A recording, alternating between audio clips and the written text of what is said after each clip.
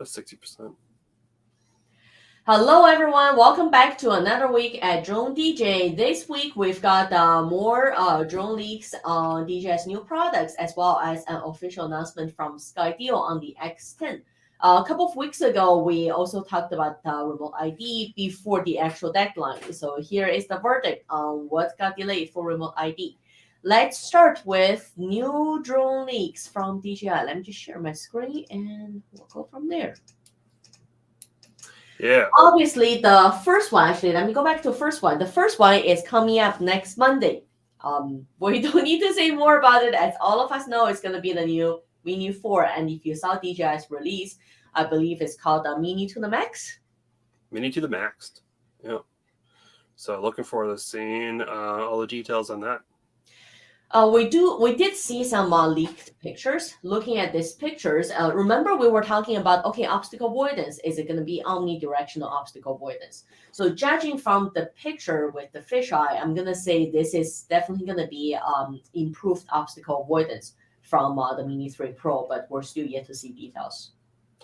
Yeah, we're still looking for details, but it looks like this has been, the rest of it looks pretty similar to the Mini 3, but they've been working on that. Looks like they've been working on that obstacle avoidance, which is impressive. Yeah, and it's not like much longer we'll have to wait, right? Release date is Monday. Yep. Only 3 more sleeps. Yeah, for sure. And then next one is a confirmed release from Skydio. Skydio launched the X10 drone, and Kirk, you were actually watching the entire product release, right? For 2 to 3 hours. Oh my! That's what it felt like. I don't know. I didn't time it. I also jumped in like partway through of it because like they do these events like every couple months, every quarter. I think they do like a big event, and it was like the same marketing and everything. Like it wasn't. There was some rumor that they might be releasing a new drone. Like I think like in August. But like they never reached out ahead of time on off the record or embargo that they were going to be like releasing a new drone. Like they just like sent me like every quarter they sent me like, hey, we're doing this event, and it's like there's a ticket. The branding is exactly the same, and I'm like, okay, like it's always a sales pitch for their X2. Like that's what it is. Like there's always like they bring out a couple for X10. Was it yes. Well, yes, X10. So the whole gist of the event was pretty much like they had some they. Is it Adam, their CEO, openly stated that DJI hardware is better than Skydio, which was interesting. They actually had a graph on there for for hardware, how good hardware is between the drones, and they had like on the right side, which was the better side, they had DJI and Intel, and on the left side they had like other U.S. manufacturers, and then they put themselves in the middle, and then so they raised themselves up because of AI. which was a funny graphic they had. But they were kind of talking about how there's the AI side of things and there's the hardware side of things, and they've always been lacking on the hardware. And so they've all the products have their strengths and weaknesses. There's nothing wrong with them acknowledging that, right? Yeah, no, it was like really nice. It was really refreshing to have a CEO come out and be like, we are not good at this. Yeah, we weren't we were working on this side of things, and this part was lacking. So now here's our new drone, the X10, which isn't a replacement of the X2, more as it's a new product line. It's a different product, yeah. It's kind of like if you look at DJI's naming scheme, they have the single digit, double digit, triple digit numbering. And so I looked at, as soon as I saw the name of this, I'm like, okay, so they thought about building a bigger drone. Because if they didn't, they would maybe they'll do the X100 or something like that. There's definitely thought about bigger drone on this, but this is kind of this is the size comparison. Yeah, it's a competitor to. I think it's definitely looks smaller than the M30, but probably around the size of the Autel Max 4G. Bigger than Mavic 3, smaller than Matrix 30. Yeah, that's about what I would get it. I mean, I don't know how big the officer is in this photo who's holding it, but if average human size, I mean, I've held the M30 Max 4G and Skydio, so it definitely feels in that range, that size of the Max 4G area, probably a little bit smaller than M30, but that market size, like they're all in the same kind of market for fast deployable law enforcement firefighters in the back of their car with more hardware. It comes with what is it? Is it 48 meg? I don't remember the stats off the top of my head, but it's like 48 megapixel zoom. Or was it 48 megapixel? It has 3 sensors. Yeah, so there's a couple different payloads. Yeah. So they have one that has like it has a zoom, it has a wide angle, and it has I believe a thermal. Thermal, yeah, that has a And thermal then there. they actually came out with one. They come out with a laser. They're coming out with I think there's two with a laser finder, one with a thermal and one with just a laser finder. It was actually, which I actually thought was refreshing because they actually were like, we understand not everyone needs a thermal, so we're not going to like force you to buy a thermal no matter what. Because if you look at the M30 and Max 4T, you have to get a thermal. Like there's no way around Well, it. If you want, you can get the standard M30. It's just kind of useless without a thermal. it's like yeah. Well, does the M30 does it have a laser rangefinder? Yeah, it But does. Yeah. the thing is also like these are also compared to the M30, the XT. Gosh, too many letters and numbers. The X10, you can change out the payloads. Correct. So It said they have 4 payload ports. yeah, so you're not. Yeah, yeah. They also have extendable payloads on top, kind of like how DJI has that as well. But like So there's yeah. So those ones are for accessories. yeah, but the You can physical add payload. yeah, you can add. Yeah, with the physical like gimbal and payload on the front of that can be replaced with any of the other And ones. this is waterproof. This is waterproof, like the yeah, IP55 as well. Yeah. Which is standard across I think the other two as well. The other 055 as well.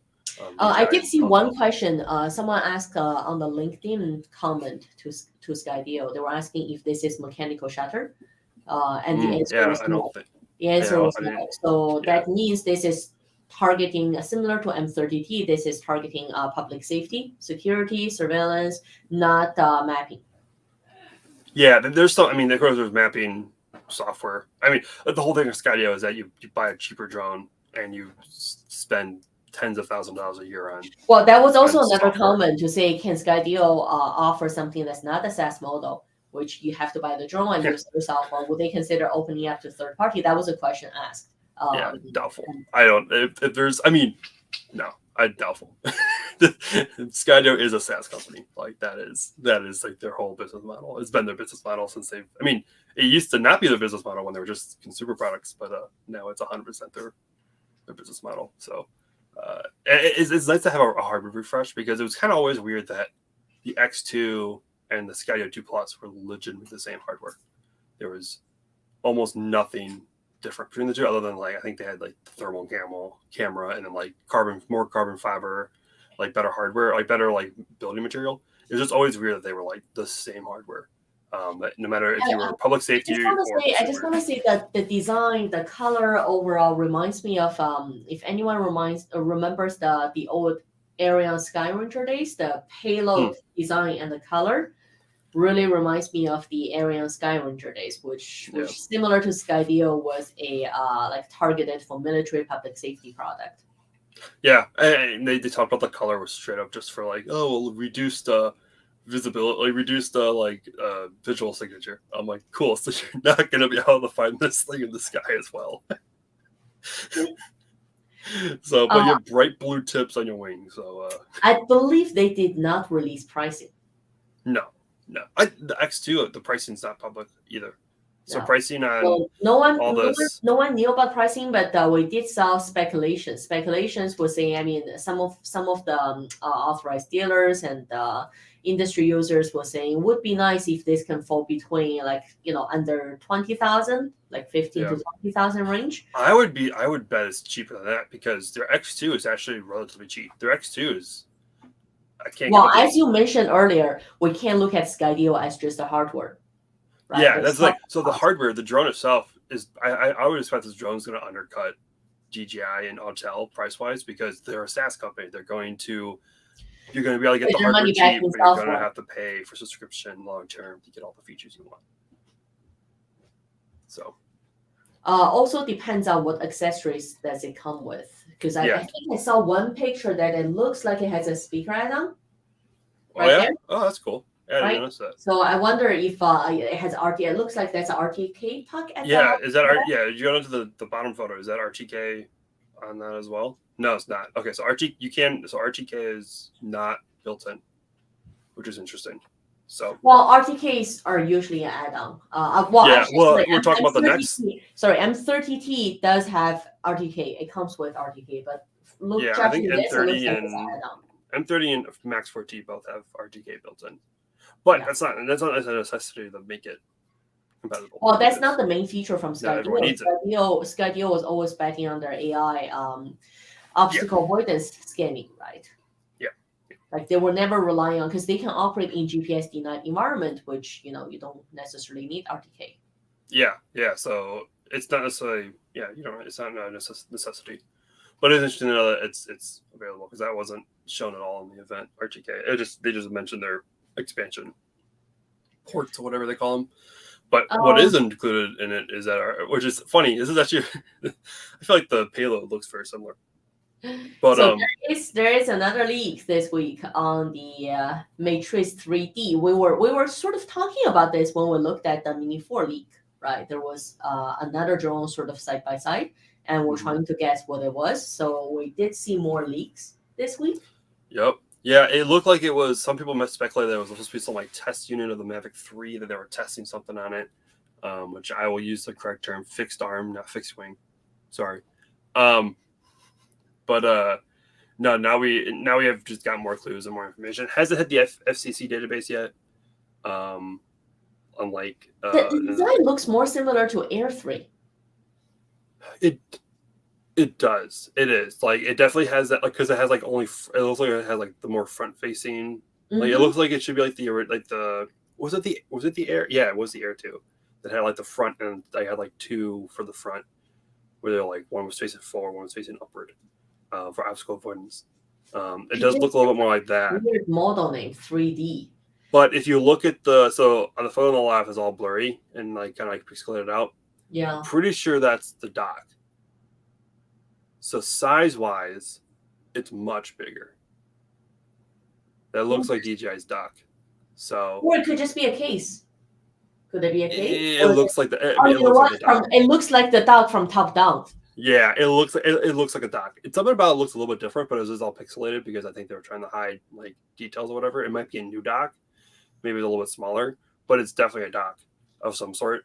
So it's definitely most likely bigger. Also, if you look at the size, the hand in that photo, that is, you can really tell how much bigger this drone is compared to the Air. So that's why it has the Matrice lineup rather than. I was thinking like, I kept referring to it as the Mavic. So this is the smaller Matrice, essentially. This looks going to be the smallest of the Matrice lineup. So hence, like we just talked about the naming scheme, like DJI, the single, double digit, triple digit naming scheme, like the larger the drone, the more digits it has afterwards.